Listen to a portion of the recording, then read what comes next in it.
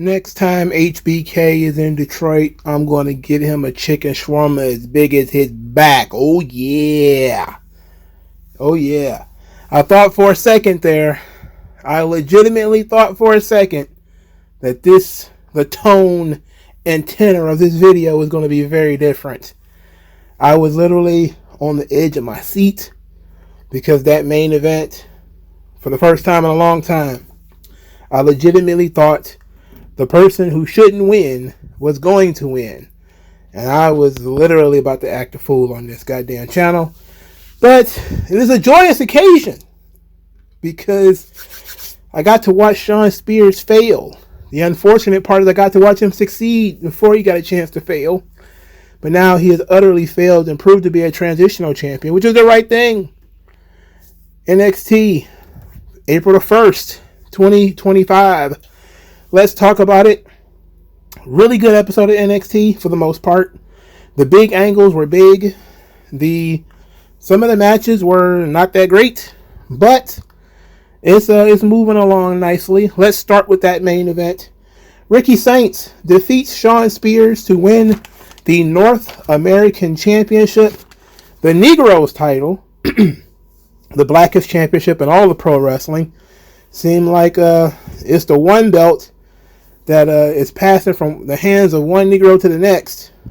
But I'm glad Ricky Starks won it. He pretty much beat the ass of every member of this culling group, which I cannot stand. I did absolutely bite on the false finish with the belt shot. They did a good job with that. I was legitimately in my feelings. So Ricky Starks takes out all the members of the culling and then finishes Shawn Spears with the Rochambeau. Excellent job here. Even Shawn Spears, you gotta give him some credit. He did a good job, especially once all the members of his stable was taken down, of him being in the ring, daring Ricky Starks to come in there and finish it. You know, I think he even called him a motherfucker or something like that. It was bleeped out, but I could read his lips. Ricky Starks' spear is not the best, but it was certainly not the worst spear of the night. It was just like the third or fourth spear of the night. He spears spears Shawn Spears, hits the Rochambeau, wins the match. Great. Crowd was molten by the end, which is a sign that they did what they were supposed to do. They're chanting Tony fumbled very loud, and I can just hear. I didn't even check Twitter. Maybe I should have, but I could just hear the collective key pass, tackling, and everybody's getting very upset. Cheeto dust all over the place. Doritos spilling all over the floor. Big gulps and double cheeseburgers all over the counters. And man, just what a disaster this is going to turn into. But I'm very happy for Ricky Starks. This is the first singles title he's had since he was in NWA. Believe it or not. Yes, he won the Owen Hart Cup at one point in time, which is a good honor. And hey, I give him credit for that. But he had no singles championship. Well, I guess he had the FTW title. Does that thing count? Do we count that? It was an unofficial belt. So do we count that? I don't know. I'm not gonna, okay? Since it was unofficial, then it wasn't a real belt. This, however, is a real championship. So this is going to be tremendous. He was attacked by Ethan Page after the match. The chant of Tony fumbled continues. Everybody's very excited about this thing. I am not that excited about Ethan Page, but he has been built up as an important figure on NXT. Unlike Shawn Spears, who winning the title was very much out of nowhere. And it was basically just to get the belt off of Tony D'Angelo. So they basically showed you that in this match, that Shawn Spears has no future. And you know what? That got me all warm and fuzzy. Man, I'm going to sleep good knowing that Shawn Spears is a failure and never going to succeed in life. Oh my God. I might get all 6 hours of sleep. All 6. My goodness. I don't think I had a good night's sleep since he got his job back. In any event, Ethan Page, it ought to be better than when it comes to promos and personalities. But I really want Ricky Starks to mix it up with some other guys. I really not interested in him feuding with like the AEW runoff. I mean, I really don't care about this. But, you know, hey, WWE is doing a pretty decent job of making the AEW guys mean something when they come over, actually integrating them into the roster, refreshing them, new coat of paint, new success, and it's working. You know, give people something to look forward to. But this kind of begs the question, what's up with Phoenix? What are they going to do with Phoenix on SmackDown? I'm very interested. Very, very interested. Especially seeing what they're doing with Penta on Raw. Very interested here. All right, back to the beginning of the show, because there's a large part of the show that is about this. Stephanie Vaquer has to split her championships. She relinquished the North American title, said that she wants to give opportunities and push the division to not stop it. So she says that she's going to give away the North American title on the deal that she gets to pick her stand and deliver opponent, and Ava agreed to that. This led to Jordynne Grace and Jada Parker getting in each other's faces. Jada Parker pretty much ripped up Jordynne Grace verbally. She's very good at promos, by the way. Claims that she should be the champion, and Jordynne Grace wants her at the back of the line. They ended up fighting, and Jordynne Grace launched some security guy who showed the athletic ability of an NBA player. He needs a job. Whoever that guy is, he needs to get a contract, because he sold the hell out of Jordynne Grace throwing him. That was phenomenal. I don't know who that guy is, but he needs a gold medal. That was some really great Olympic athleticism there. The two of them continued to fight all night, and Stephanie Vaquer never got around to picking her opponent. But we did have qualifying matches for this 6-woman ladder match at Stand and Deliver, so it's pretty much like I called it. I knew they were going to do some kind of ladder match for the North American belt, because they always do a ladder match. Jesus. As I'm kind of over the whole ladder match for the title thing. I would have preferred a one-on-one match, or maybe even something a little bit more creative. But whatever. These things are, I guess they're a staple of Stand and Deliver. They're kind of a staple of the North American title as well. So we got 2 qualifying matches on this show. Zarya defeated Lash Legend, which surprised the hell out of me, because I would have thought both of these people would have been in the match. When Zarya was first introduced, I was sure she was going to win. And then I saw her opponent was Lash Legend, and I was like, wait a second. I kind of think Lash Legend should be in the match. And then Zarya won. And I was like, oh shit. Wasn't expecting that. I expected Lash Legend to win. But I think they both should be in it. I think this was a mistake. I know that these two teams have been feuding, so that's why you would do this match. But I didn't like it, because I think Lash Legend should be in the match. I don't understand why she wouldn't be in the match. Now, maybe there would be some kind of last chance gimmick, and she'll end up in it anyway. But I don't know, man. Zarya's spear on Lash Legend was terrible. Maybe it's because Lash Legend was so big, but it looked like shit. I will say that. It didn't look good at all. You had the women's locker room up in turmoil over the North American title.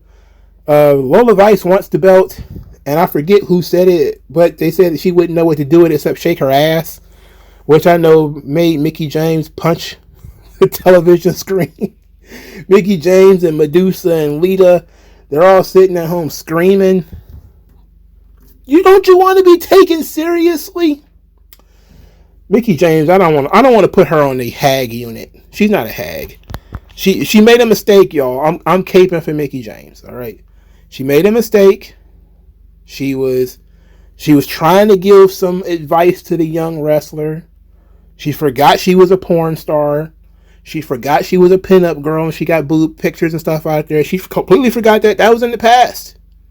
That was in the past. I'm caping for Mickie James, all right? I'm putting the cape on tonight. All right. Anyway, the second match on the show, Kalani Jordan actually beat Roxanne Perez, which surprised the hell out of me. I'm not a big fan of Roxanne Perez. She's very try-hard as a heel. She still feels like she's thinking through her promos. It feels like she's acting, and I don't like that. Kalani Jordan, I thought, was a heel also. So I was looking at this match like it was a heel versus heel match. And then you watch how it played out. And Roxanne was working the arm, and the crowd really is involved with Roxanne. They really like her. And Kalani Jordan had to fight from underneath to get the win. But she did win the match. She won the match clean. So that was great. So we got 2 of the 6 spots filled already. If you ask me, who should be the North American champion, I'm guessing it should probably be Lola Vice.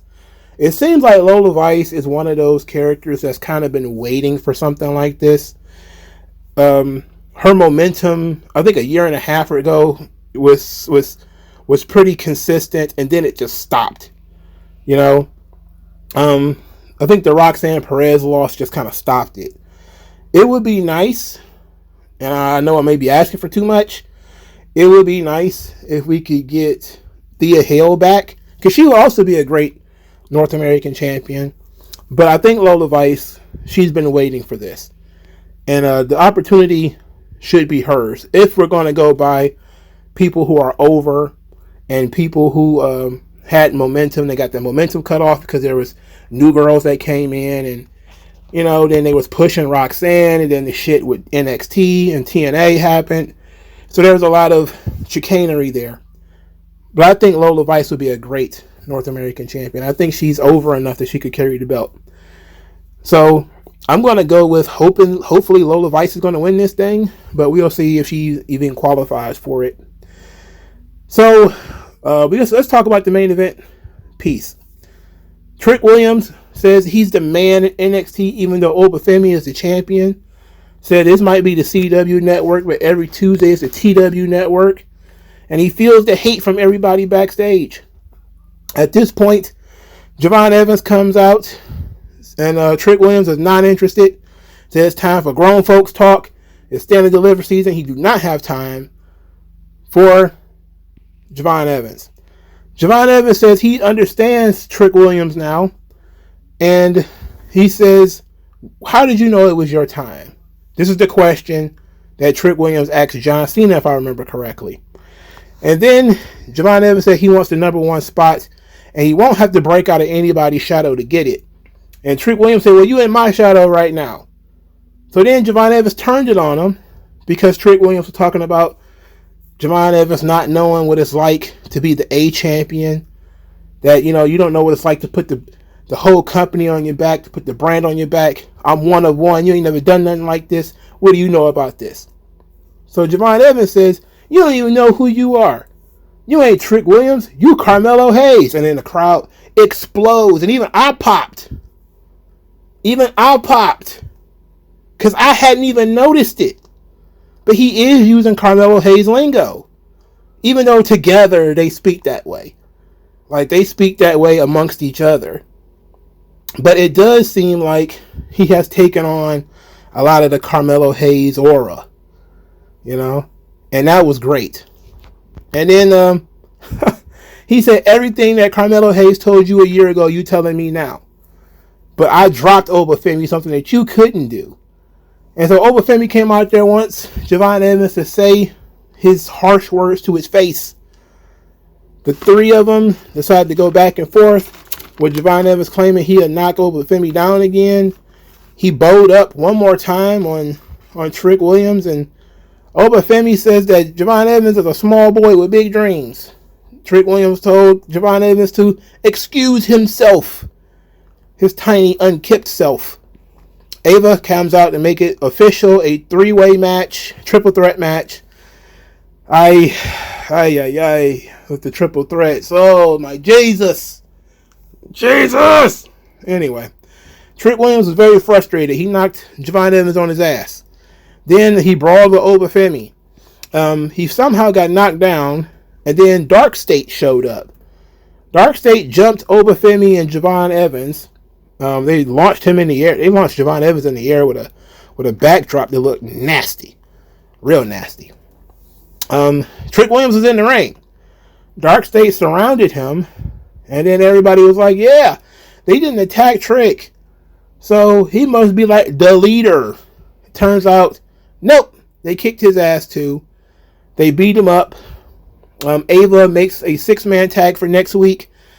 The main event of Stand and Deliver, Obafemi, Javon Evans, and Trick Williams versus the Dark State next week. Speaking of the Dark State, they got exposed by the D'Angelo family, who now knows all the members of Dark State and was able to tell their backstories. It's Dion Lennox, who we all knew, Osiris Griffin, Cutler James, and Shaquan Sugars. Apparently Cutler James was on Legends of Future Greats. I don't watch that show. My brother told me about that. But of course, Dion Lennox and Osiris Griffin were football players, and Shaquan Sugars is a wrestler. Tony D'Angelo thinks that they're all very legit, tough, smart guys, and he's trying to figure out a plan of attack. And Stacks wants to go at him head up, force for force. And, Tony D'Angelo like, whoa. Got too much sauce on your spaghetti. Then he said he got to think this thing through. He wants Stacks to trust him. Stacks is willing to do that. So we got no doubt what's going to be the D'Angelos. But they're going to need a third member, aren't they? They're going to need a third male member fighting the Dark State. No doubt at Stand and Deliver. Probably be a tag team match of some description. But they finally just told us who all the members of Dark State are. And you know what? I thought it was an interesting and creative way of telling us who they are. That instead of them just grabbing a microphone like the Nexus and introducing themselves one at a time, or doing something ridiculous like, Retribution, where everybody talks in muted voices and shit. They had it like the D'Angelos all had they put their ear to the street and was able to find out who they are and everything. I thought that was very cool. Except, they should have been able to find where they hide out at that point. If you could find out where the guy went to school, you should be able to find out where he currently is. I know these guys are all on NXT's roster, so, I'm pretty sure they can get their birth date, address, all kinds of stuff. But it's an interesting feud at the very least. Everybody knows I'm not a fan of triple threat matches, so the main event of Stand and Deliver being a triple threat match is not my style. I dislike it tremendously. But I think they've done a good job, or a better job at least, with this triple threat match than most of the triple threat matches. Even though it ends up with the same thing, there's no real reason for Trick Williams to be a tweener. There's no reason for Trick Williams to be a heel. There's no reason for Trick Williams to be disliked by the people. And they're having him bully and pick on and push around Javon Evans just to get heat, which doesn't make sense. In a sense, they're all three baby faces. I know Oba is supposed to be a heel, but who dislikes him? And there's no reason to dislike Obafemi. He doesn't cheat, so there's no reason to dislike him. So we're in an interesting situation here, but hey, you got 3 black guys main event in the pay-per-view. I'm okay with that. I'm actually on board with Javon Evans winning this match, only because I think it favors him to continue his feud with Trick Williams. But then again, Trick Williams could win it, then he could continue the feud that way. So there's a lot of different directions you can go in. But I'm also in favor of Obafemi keeping the belt. So for the first time, I may actually be okay with a triple threat match. It's NXT, man. I like these guys. So I don't want to see any one of these guys being sent home and told to sit on the couch. But truthfully, I would have tried to avoid a triple threat match. And I would have just done maybe Javon Evans versus Obafemi on TV. And then had the winner fight Trick at Stand and Deliver. That's probably what I would have done, but that's been me trying to avoid a triple threat match. And also trying to avoid a 3-man feud, which I don't like. Okay, so that's pretty much the entire show. There are some ancillary things that occurred, like that Inamura, fat, chubby Japanese dude. He challenged Wesley to a match. Who cares? There's Andre Chase with cracked ribs. He's meeting these new Chase U guys, and who cares? Hank and Tank were wearing halter tops because Pretty Deadly was trying to, Pretty Deadly was trying to mentor them. That didn't work out. Hank and Tank lost to No Quarter Cash Crew. My God, I like No Quarter Cash Crew. I think they're very underutilized. Very talented team. I like both of those guys. We could use more of them. Less Hank and Tank, more No Quarter Cash Crew. Unfortunately, No Quarter Cash Crew is one of those groups in NXT that's very stop and start, where they got a little something going, and then it gets derailed out of nowhere for no good reason. And then they get a little bit more momentum, and then it stops again for no good reason. So, I don't get it. It's dumb. But Hank and Tank, they were mocked by Nathan Frazier, who I guess is a jerk. But that's part of his character. He's been a jerk for a while. And Axiom wants to take up for Hank and Tank. He says that sometimes he wishes that him and Nathan Frazier were friends like Hank and Tank are. And Hank and Tank were offended by this for some reason. And they stomped off. I was hoping that something major would happen on this program with the tag team titles. And then, because I think last week, they actually teased the Motor City Machine Guns, right? And I thought, okay, Motor City Machine Guns versus Axiom and Nathan Frazier could be okay. Pretty Deadly versus Axiom and Nathan Frazier could be fine. But they're not going that direction at all with any of this. They are instead going to go with Swipe Right. The two guys from Evolve. They were going to Evolve twice, and now they're already being brought onto NXT. One of them looks like a 17-year-old boy. He looks like a cast member from Superbad. What they say the kid looks like? Goodwill Hunting, Matt Damon. He looks just like that fucking guy. Like he might look like a pro wrestler in 10 years, but right now, I'm sorry. I'm sorry. He's got some of the skinniest arms ever. They look like douchebags. They look a lot like the Mean Street Posse, so they do have that kind of charm to them, where they look very punchable, and that's a good thing. But they're so goddamn freakishly small and very young, and oh my God, let them get some grizzle to them. They're a little too polished. They need some scars, some facial hair or something. Jesus. Okay, so I think that's it. Is that everything? Roxanne Perez not being on the show, interesting. It feels like her and Lash Legend are just waiting for their spots on the main roster to open up. That would be the only excuse to why they wouldn't be in the North American ladder match, is that they're going to get called up, which I think we all suspected for a while now. So there's that. But overall, I think NXT was a fun show. Some of the matches were not up to par. I mean, I really don't want to watch Hank and Tank, but I did enjoy Zarya and Lash Legend for what it was. And I think Roxanne and Kalani Jordan was good for what it was. But, and the main event was solid enough. I mean, if you can get me to believe in the false finish when one guy is being pushed and the other guy really isn't, then you got me. And I think that they got me. So, NXT, very solid. The main event feud is great. The Women's North American Championship is back in play.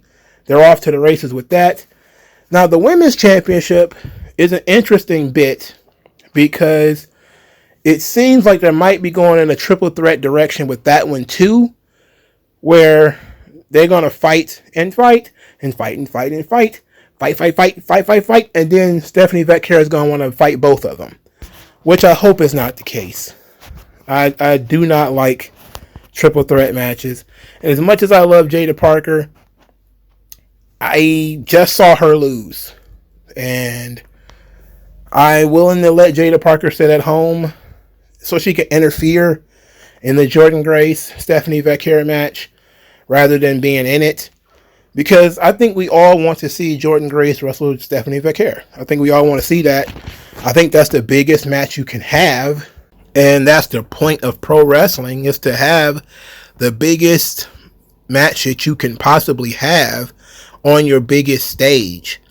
And the biggest match on the biggest stage is Jordynne Grace versus Stephanie Vaquera. At least right now.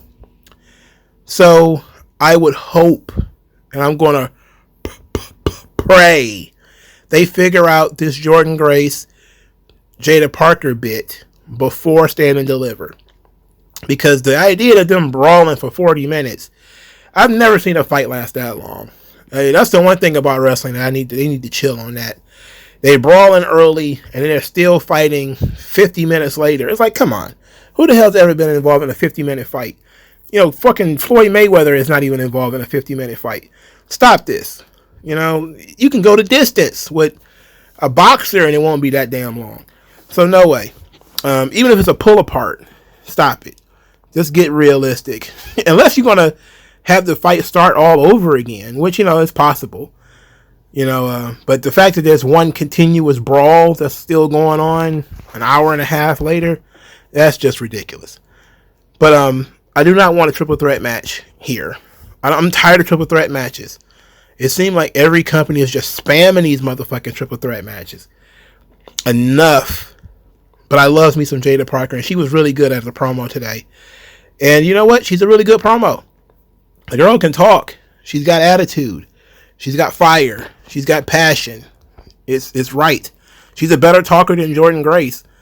But Jordynne Grace at least is formidable. She's good enough on the mic.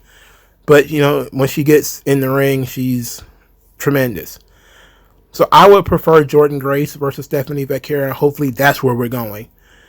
But we've already lost the battle on the three-way feud multiple times. We're like 0-3 on the three-way feud at this point. I keep saying, hopefully they'll write this person out of the match. They just add them right to it. I'm 0-4, 0-5 when it comes to avoiding the triple threat match. My lip busted, eye swollen. Just can't win this fight. But hopefully I'm going to keep my gloves up. And hopefully we can stop this women's triple threat match. We do not want it. Shawn Michaels, you're doing a good job. You know, you did the right thing. And you got that title off Shawn Spears. Got him the hell out of there. I mean, he beat his entire crew. There is no return. When your whole crew get folded, you're done. All right? So I don't want to even look at that as a triple threat match. But that women's thing, oh my goodness. It might be a triple threat. Now, I'm going to keep my gloves up. We're going to keep fighting against the triple threat agenda. The triple threat agenda is disgusting. It's debauchery. No, it's perverted. It's perverting the business. It's perverting the storytelling. It's perverting the babyface heel paradigm. Enough's enough. No more triple threat matches. Thank you guys for your time. I'll talk to you guys later.